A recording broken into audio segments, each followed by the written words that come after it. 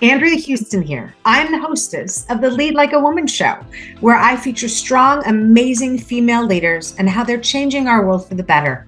We have over 40,000 people on social media who are sharing our message of empowering female leaders to empower others. And I want you to keep sharing. Follow the show right now as you listen. And if you're so inclined, we would love a 5-star review on Apple. Last week, we charted in Ireland. Go figure. Thank you to the Irish people. But our goal this year, as well as the other countries, is to chart in the US. So you can help us do that. So in this episode today, we're going to talk about how connection to yourself and to others can create momentum in your leadership journey. But first, before we get to that, this episode is brought to you by Artitudes. Are you a business owner who's pitching for funding? We've helped our clients get VC and angel funding from rounds 1 through 3, raising millions upon millions of dollars for new companies. Contact me at Andrea@artitudes.com and we'll help you craft a pitch deck and a story that resonates with investors and gets you the funds that you need to succeed. And the best way to find me is type hashtag #LeadLikeAWoman into your search bar. And for some reason, it's pretty magic. I come up first. Let's hope that keeps happening. Or as always, you can find me on LinkedIn as I'm all over that platform. Today, I have the privilege of introducing to you Jamie Mann. Jamie is a partner in a commercial construction company. She's the busy mom of 3 and the founder of the Amaryllis Project, a coaching and advisory firm focused on building better leadership through connection, both to self and to others. Utilizing research-backed methodologies and proven tools and techniques, Jamie brings a fusion of positive psychology, leadership psychology, behavioral science, mental health science, and self-belief work for her clients. Jamie is an associate certified coach, member of the International Coaching Federation and the Canadian Positive Psychology Association, Gallup Certified Strengths Coach, and is currently pursuing a master's degree of professional studies in the psychology of leadership at Penn State University. Holy moly. A lover of all things sparkly, Jamie is hard-pressed to leave vintage rhinestone brooches in her display case or resist the allure of anything sequined, much to her children's dismay. She adores reading, loves karaoke, and cats, but not necessarily at the same time. Jamie, welcome to the Lead Like a Woman show. Hi, Andrea. Thanks so much for having me. Of course, you are fun, by the way. So let's have some fun today. Sounds good. You started your career in sales, of all things. So first you were doing sales for Xerox, and probably at the time they were those ginormous machines. Mm-hmm. And then you went into pharmaceuticals. So you went from, large hardware purchases to pharmaceuticals.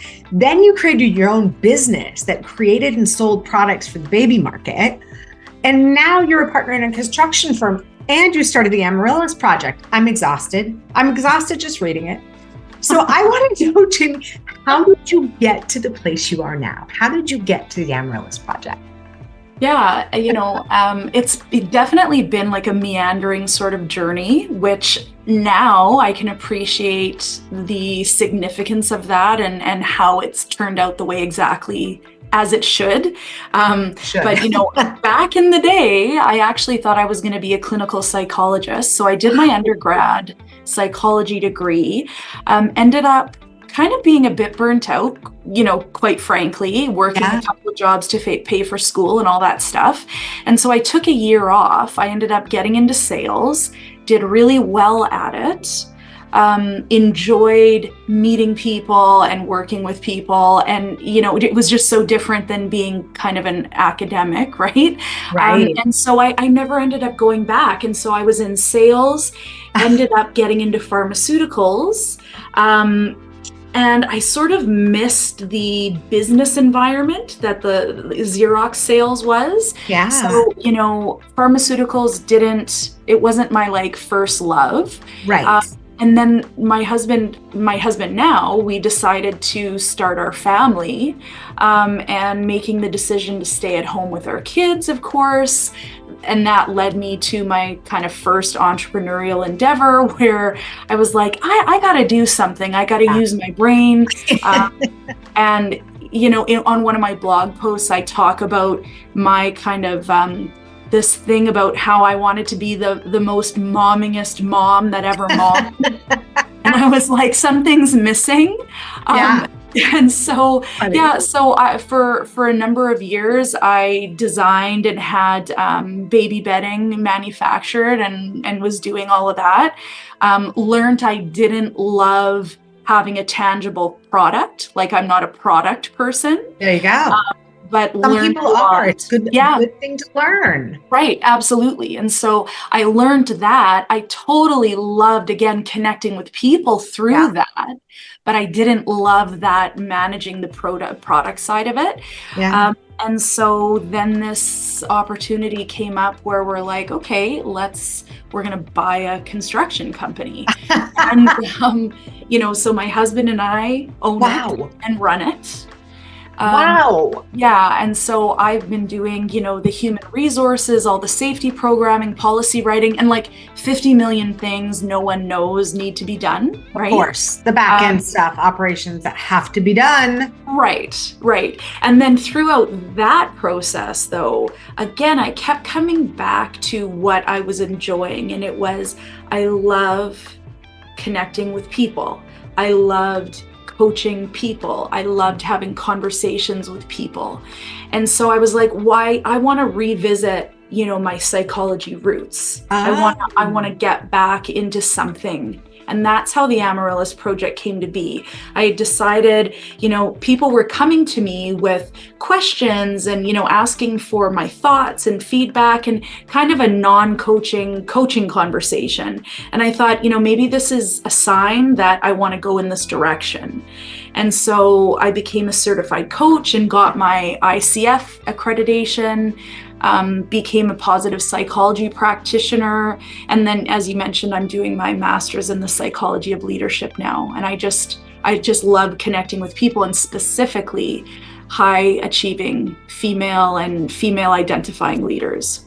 So you're not busy at all, are you?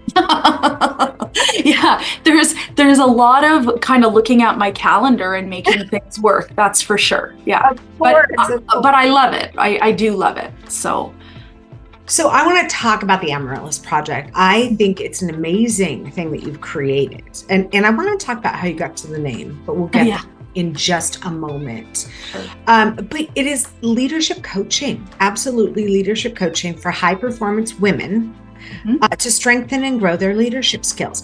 So I love that you created this out of your psychology background, but also your own background. Right. So how has being Jamie Mann helped you create the impetus to create the Amaryllis Project?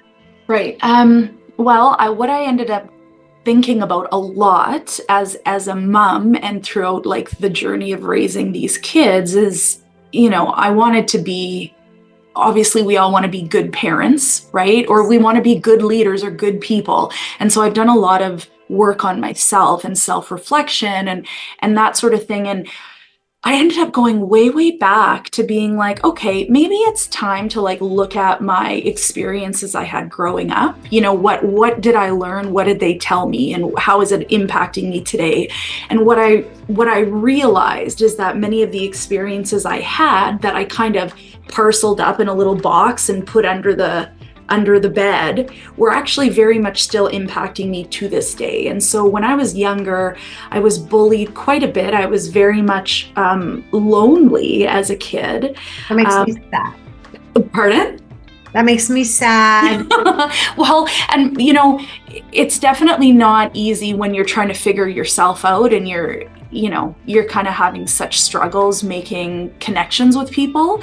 Yeah. But I realized that has really fueled who I am today and why I value connection so much. And it's almost like these days when I get to work with people and have these intensely deep, authentic, vulnerable conversations, I am grateful that I get to do that, because I really do believe that it's a gift somebody's giving me. Right. And it's a two-way kind of shared meaning experience. And I know, maybe that sounds a little bit touchy-feely in the realm of like leadership. but I really do think, each of us, and I know you talk about secret, what's your superpower? I do always believe that we all have our unique gifts and our superpowers. And I think that even though we're all unique leaders or women or humans, we all need to feel like we matter. And that we have a connection to the others around us. And I feel immensely happy and grateful and proud that I can spend my time doing that. Yeah. I just don't want people to feel kind of they're out on their own, Oh, I get that. Absolutely get that. And we all feel that to some degree. And we all feel that sometimes. Men and women and cisgender alike. All of us do. For sure. And there are different things that trigger those feelings, obviously. I was looking at your blog before we started just because I find it fascinating. And I was reading the one where some angry man told you were going too fast in the school zone. Yeah, that's right. And I've had that experience, not the exact same experience, but an experience like that. And I was pissed off. Right. So I didn't cry and get upset. I didn't really get confused by the emotions. I remember being so angry and so fiercely angry because this woman had called me out on letting my kid out of the car to run across the street. Right. To go into the school. And it was the first time I'd ever done it, but she screamed at me that I had done it last week and she told me not to. I'm like, no, sweetie, that was my husband. And I used a nasty word. I called her. Right. I was like, mind your own business. Right. And we all have these moments. That's my point, is we all have these moments where we are a bit blindsided. We're confused and we're going to go, why? Yeah, what the heck? Yeah. What the heck? And why is it your business? But I love in this blog specifically, you said start to see your sensitivity as the powerful strength that it is. That it is. Yeah. So I would love for you to go into that for just a moment. But why? We have all these pieces of ourselves. And a lot of them are strengths, even though we don't look at them that way. So take sensitivity, for instance. Take that moment, for instance. Why is that a strength and a gift? Yeah. Right. I think that, first of all, there's a few things like just being aware of what's happening, right? And having a bit of a thought process around that, pausing and kind of being curious around what's happening, I think is going to serve us well no matter what we're doing, right? Whether we're leading a team of 20 or we're at home with our partner and our kids or we're with our friends, right? Yeah. And so I feel that is a really valuable skill to develop for any of us. And I think that being able to discern the feelings we're having and get to like the root cause of why they're coming up is going to allow us to take the appropriate next step, right? To make the next best decision. Right. It's that awareness that drives that. Right. 500%. 500%. And like awareness is a tricky thing, even when I work with teams on self-awareness, right. Most humans, we say I'm self-aware, but really the research shows that, 95% of us say, I'm self-aware. Whereas like less than half of the people around us are like, that person is self-aware or is not self-aware. There's a huge gap. Absolutely. And I think many times when we're busy, we have competing demands, we have all these things going on. It's super easy to just quickly go, I know what's going on. I know what's happening here. And then that's it. But we actually don't. But we don't. We don't. We just want to skip over it. We just want to. That's right. Especially if it's stuff that feels icky. Uncomfortable. We don't want to be in that place. No. And that's the thing, like that blog post you're referencing, like for me, I had this real shame response and I was like, oh my gosh, still aren't I over this? Right.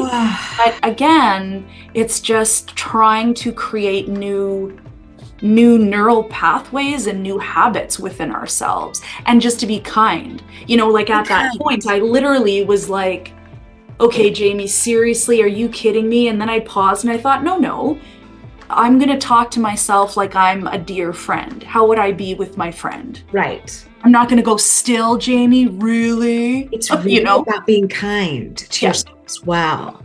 Right. And that's something that we are not very good at. No, we're not. We're very not good at that, Andrea. And I think it's important to not be a bully to ourselves. Yeah. I mean, one of the things we were talking about is inner bullies, and the fact that they're there, those voices are there, and they're there for everyone. But women suffer from that a lot. Yeah. But there's also the outer bullies. Like, I had bullies growing up. I called myself a nerd when I was in elementary school. My brother says, no, you were a brain. So he's my older brother, so he's protective. Yeah. But I feel like all of us were categorized to some degree, and that produced self-bullying as well. Right. Because, oh, I can't get out of this. I'm just a nerd. That kind of thing. So how do we fight those inner bullies? How do we silence them? Or at least get them to be nicer? Right. Yeah, absolutely. There's definitely a few things that I have found personally have worked for me. And then when I work with others, again, they're useful to them. And so, I've mentioned it already. We have to look at how we are with ourselves. And sometimes it's just reminding ourselves, okay, hold on, I'm kind of going into that old way of being with myself. Right. And then you're going to remind yourself to go like, no, how am I going to approach myself if I was my daughter? Right. Oh. Or if I was my best friend. Right. Because you wouldn't say those things. You would never. No. Never.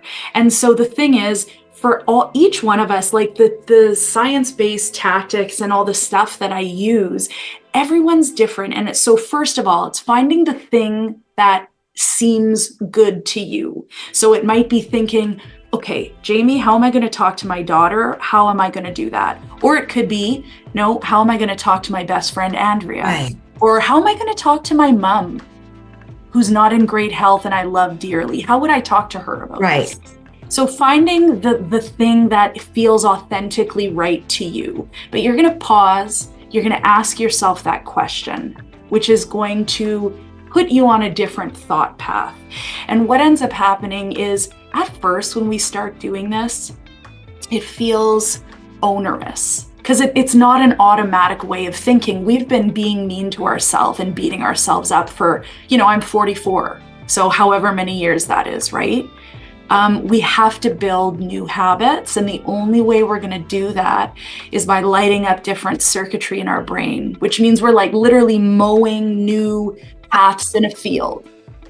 Yes. So until we tramp down a new path, it's going to feel a little bit more awkward. Right. But it's that taking that initial step to just consistently keep doing it. And I mean, there's tons of other well-known thought habits and kind of biases that humans do very regularly. And so depending on specifically what types of thoughts people are having, we work on specific ones. Like an example is if you find yourself always saying always, never or always. Oh, so extreme. Yes. Right. How true is it that you're always a screw up?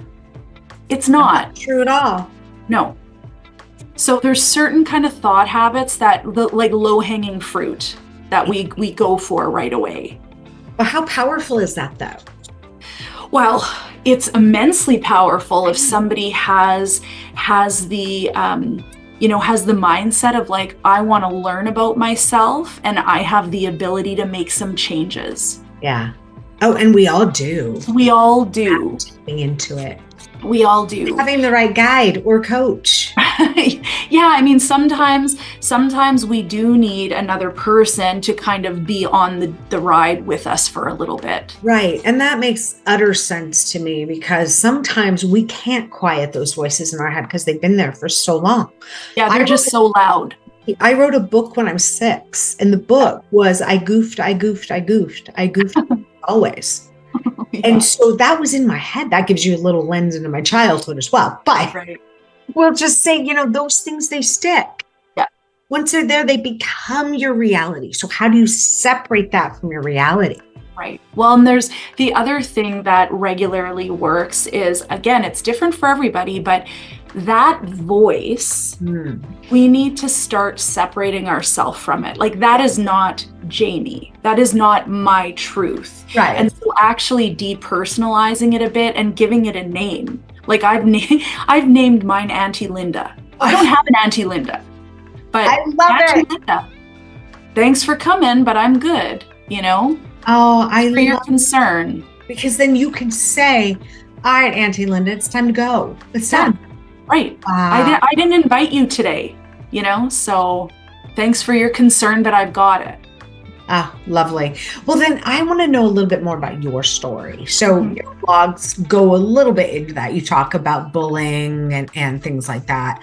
Right. But how did you get to where you are, where this became, I know all the psychological background. We talked about the psychology and the education, but what was the impetus for you to go, I've lived through this. This is my lived experience.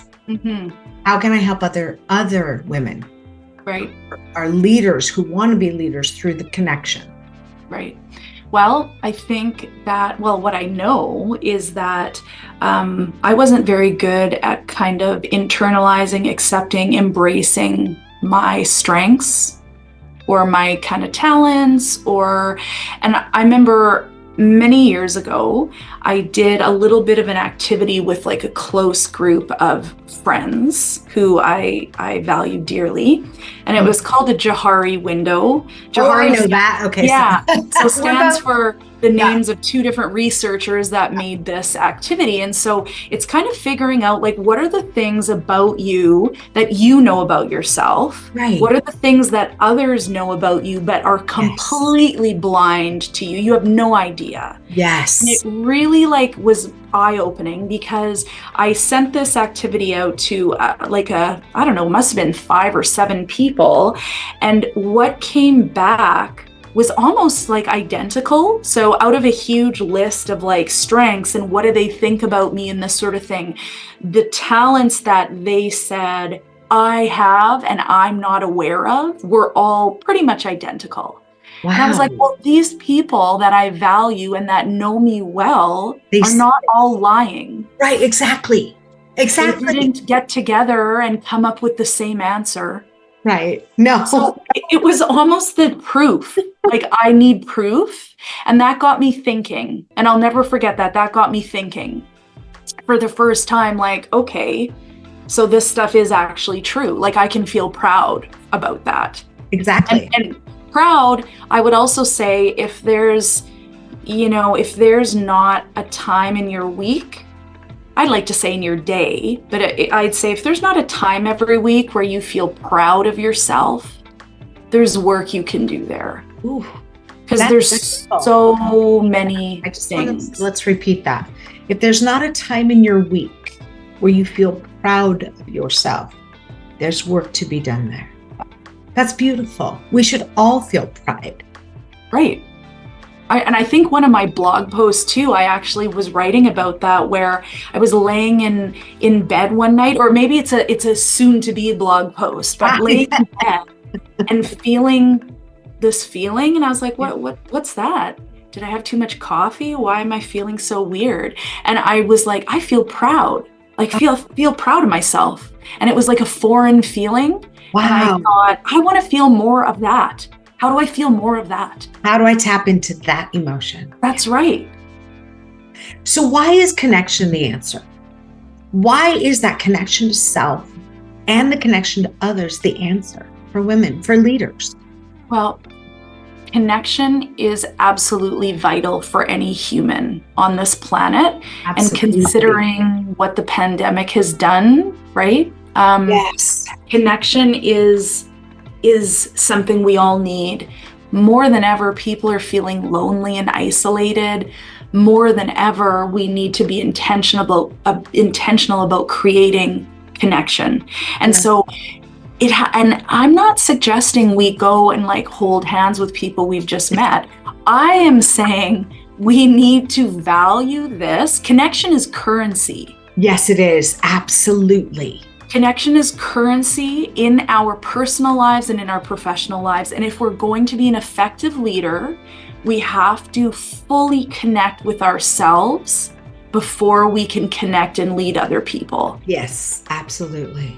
And I agree with you. Yeah, and we lose, as we get older, we lose our sense of kind of joyous curiosity. We kind of think, the slate has been written. That's so sad because that's not true. Right. Interesting. And most people, most leaders, they don't have that sense of joyous curiosity. And I'm not saying that's something we feel all the time. There's harder days, obviously. But how can I connect with other people around me? I'm not going to rely on assumptions or judgments because those just don't hold water. No, they don't work. You're right. That's interesting to me. It makes me think of an au pair we had once. So my oldest is going to be 23 next month. Mm-hmm. Was here when he was 2, just barely 2 years old. Mm-hmm. And she came from Denmark. Now, one of the reasons she came from Denmark is because I'm fluent in Danish and I just love to have the ability to communicate. Yeah. And she came over and I tried to introduce her to some people that I knew who were Danish, just to say, here's a group of individuals, here's some young women your age. And she said, I have enough friends in Denmark. I don't need to make any here. And I went, without connection, you won't make it. No. And she didn't. She ended up going home early. Yeah. Because she was so homesick and depressed. So, and that's just an example from, an au pair, mind you, a young lady who was here. But if you think about the fact that connection keeps us going, connection to other people, connection to ideas, that keeps us going. It feeds us in some way, shape, or form, but it also creates that curiosity, that joyous curiosity. Right. And I think that, when we think about connection, sometimes we can undervalue it. And it's something that we just need to stay intentional about. It can be very, very challenging if we're a leader. We do all the leader things all day long, right? We're trying to get stuff done, connect with the people, get the tasks done. Am I doing this right? Yeah. Feeling kind of like you're out on your own. And then at the end of the day, you don't have a community or you don't have a support system. That sucks. It does. That's when we get burnout. It is. Absolutely. Well, you are doing a lot more speaking. You work with groups, you coach individuals, but you're also doing a lot more speaking. And this is a path that you're very interested in taking. So what are some of the topics that you speak about? What's your secret sauce? Right. Secret sauce. I love that. Well, some of the things that I talk about, one talk that I do quite regularly with various groups is thinking about leadership as a mindset. Oh. So, I know, on listening to your podcast are a lot of leaders, but there's going to be a lot of people on there who don't hold, like, say, a leadership title. So how, what does this mean to me? And I think one of the things that is so important for our society, honestly, is to be able to look at leadership as a mindset, because we're all leaders, whether we want to be or not. Every day you're influencing people around you. You're leading. Every day you're leading, whether it's in your family, your friend group, your business, whatever it is. And so we all have that role already. And so how can we show up in a way that raises people up around us, forms valuable community and connections, and still gets the work done? Right. And still gets the work done. We're still getting all the work done, but can we do it in a way that makes people feel like, hey, I don't hate coming to this building 5 days a week. Right. It's not happy to be dreading to go into an office building or whatever. Oh no, it's not at all. No. I used to dread going to school. Going to work. Absolutely. Well, and one of the things the research also is pointing to how important it is at our workplaces. If we have somebody there we consider a good friend, right, we're just more likely to be engaged and committed and doing work in a way that doesn't feel sucky. Yes, for sure. right? For sure. So this is what you speak about. Yeah, so that's one of the things I talk about regularly because it impacts whether we're in a leadership role or not. The other thing I talk about is, what does it mean to be a high achiever? Yeah. Sometimes we can give ourselves this title of like perfectionist, Mm-hmm. and there's this like heaviness around it. Yeah. I honestly feel like perfectionism, I really believe it's like a superpower. And it's just a power that needs to be harnessed. Oh, interesting. I've never looked at it like a superpower. So that's fascinating to me. Well, think of how much somebody can do when they're constantly always trying to outdo themselves or do better. Absolutely. However, putting the boundary around it. Yeah, because safely. Right. Because you've heard the saying, perfection is the enemy of good, or perfect is the enemy of good. Right. Or great is the enemy of good, or something like that. And sometimes good is good enough. 100%. And so I feel that being a perfectionist is just like this magical energy that we have, which keeps us putting one foot in front of the other and trying to do and accomplish. And that, coupled with the idea that I'm going to be like an empathetic leader who's connecting with people, is a pretty powerful kind of combination there. It is, for sure. Well, you call yourself as well a connection cultivator. Yeah. I think it's beautiful, and it's intriguing as well, because people need to understand how important connection is, both to self and others. Right. So that said, and the Amaryllis Project. Oh, I want to ask this, but first I want to know, Jamie, how do you lead like a woman? This is the Lead Like a Woman show. So what do you to lead like a woman? That's right. Well, I believe that there's a few things when I first like look at your podcast title, Lead Like a Woman. What does that mean? And what I think about is, we've talked about this. You have a strong connection to yourself and others. So, I love myself. I lead myself before I lead others. There's a high self-trust and courage and honesty that comes along with that. And the other thing too is that I believe leading like a woman, you are, an enthusiastic kind of experimenter. So I like that. Well, it leads into this whole idea of being like adaptable and resilient, because whether we're a leader or not, I mean, life isn't like a linear path. No, it's not. Right? How do we test the waters and see what works and what doesn't? And what do we do with that data? Exactly. Do we kind of throw our hands up and crawl under the bed, or do we try something new? Right. So I think that's a part of it. And I think to lead like a woman, we have to, I say this to clients, we have to allow ourselves to be brilliant. Oh, allow yourself to be brilliant. Yeah. And so that kind of comes down to, emotional awareness, like knowing what brings up, in that blog post we mentioned this shame response I had. Like, what's that about? What do I do with that? Right. So what are my triggers? How do I respond versus react? Yes. Oh, that's such a superpower, to respond versus reacting. That's incredible. Right. And I think no matter who we are, that's key. I do too. And when we're able to do that, we build this kind of an unwavering self-trust. And when we trust ourselves and we trust our capabilities, we're able to take the next best step. We can look at, for instance, this, maybe I think I'm so scared to talk to Andrea on this podcast. Oh. I can reframe that though. Is it actually fear, or is it just kind of excitement? I trust myself. I trust that I have things to say. Yeah. I trust that Andrea is a kind human with the best intentions. I don't need to say I feel scared. Right. I'm excited. Wow, that's beautiful. I love that.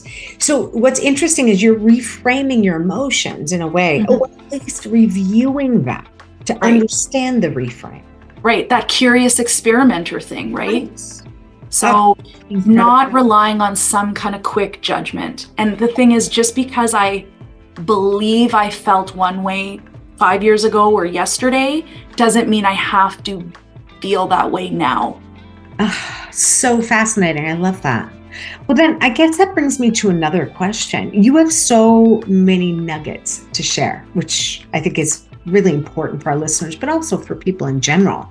I want to know if there's a piece of advice that you've been given at some point in your life that still really colors the way you think and the things you do. Mm-hmm. I would say my sister is about 10 years older than me. Oh. And she doesn't live near me, but we see each other a couple times a year. And she's always been, in my mind, especially as a young kid, and she's 10 years older than me, she always seemed so fearless. And she was going to go do all the things, and she'd move here and try this. And I just remember thinking, wow, she's pretty cool, even though she drove me nuts. Yeah, of course. Right? But one of the things she said to me many years ago, and she probably doesn't even remember this, but I still think about it, is I remember her asking me, it was something so simple like going for the lead in the school play. Right. And this was during like my years where I had no friends, and I was trying very hard to just stay under the radar. Don't call attention to myself. Right? And she said, well, you're gonna try out for that. And I said, well, no, I don't think so. And she goes, why not? And I said, well, because. She goes, why not? And I said, I don't know. And she goes, why not? And then I was like, okay, freaky, leave me alone. But that stayed with me. And I ended up trying out for the play, getting the main part. So it's just, I always think of that. And to this day, when I tell myself something or I think something, like I can't or I won't or I shouldn't, I say, why not? Oh, that's beautiful. And it's so simple, and it's 2 words, and I do that every day. Why not? That's a great mantra, though, to have, because it helps you examine, the reasons behind something, and why not? Right. And why not? And, I really do believe that there's a lot of things in our brains that we rely on that we take to be true, but they're not. And so I think of them like little T truth and like big T. That's a good thing to remember too. Yeah. Like, is it a little or a big T? What is this? What is it? Yeah. It's a good thing to examine. Right. And there's no harm in examining it. It doesn't mean you have to do anything differently, but just to pause and ask yourself that. Right. I like that too. There's so many golden nuggets today. Let me just say, Jamie. So that brings me to the final question of our show, which I love to ask, and you've alluded to. But Jamie, I believe that every woman on earth has a superpower. What's yours? Well, my humorous jokester side would say, like, definitely karaokeing. That's funny. But honestly, I do believe that without realizing how I do it, I do believe I connect with people. I have a strong sense of empathy. Yes. And people who don't know each other over the years have said things to me like, oh, thanks for saying that. Like, how did you know I needed to hear that? Oh, that's beautiful. Or I've had women tell me, like, just after meeting them, tell me something kind of vulnerable or maybe a little bit embarrassing to them. And then after they go, why did I just tell you that? Oh, what did you do? Why did I tell you? You're one of those people, one of those personalities that people feel comfortable with. And that comes from empathy. So it's an incredible superpower to have. And I find that, again, really, really, I'm grateful for it. Like, I don't take it lightly. I just think it's a really fun kind of thing to be able to do. And, and I have great friends. All right. So I have to ask this question. Mm-hmm. What is your main song for karaoke? Oh, just one. Just give me one. Oh my gosh. Well, I have been known to do some Rihanna. Oh, very cool. Yeah, but I'm all over the map, I gotta say. That's okay. I like keeping people on their toes. I like that. So we've had a wonderful conversation today with you, Jamie Mann, leadership coach, advisor, founder of the Amaryllis Project, mom, partner in a construction firm. Wow. Jamie, where can we find you online? Well, please, best place to find me is my website. So that's theamaryllisproject.com. Definitely. And one thing I'd mention there as a final note, I've got a really good guide as far as how we can lead ourselves through anxiety and worry. And so you can get that on my site, which is all the things that I have found useful and my clients have found useful, because women are pretty good at ruminating, I got to tell you. That's true. We're good. So come to my website, check out my blog. I'm always going to be posting usable, tangible, vulnerable stuff on my blog because I think that's what people need. So thanks, Jamie. And thank you for being here today. thanks for having me. This was a lot of fun. It was. And listeners, I want you to remember we all have superpowers. Jamie has superpowers. She's an incredible karaoke singer. I don't know this for sure from experience, but I will learn it. And she has the power of empathy. I have superpowers, and listeners, you have superpowers. Please use them for good. And thank you for listening today to the Lead Like a Woman show, where we are passionate about empowering female leaders who empower others. And I want you to remember to allow yourself to be brilliant.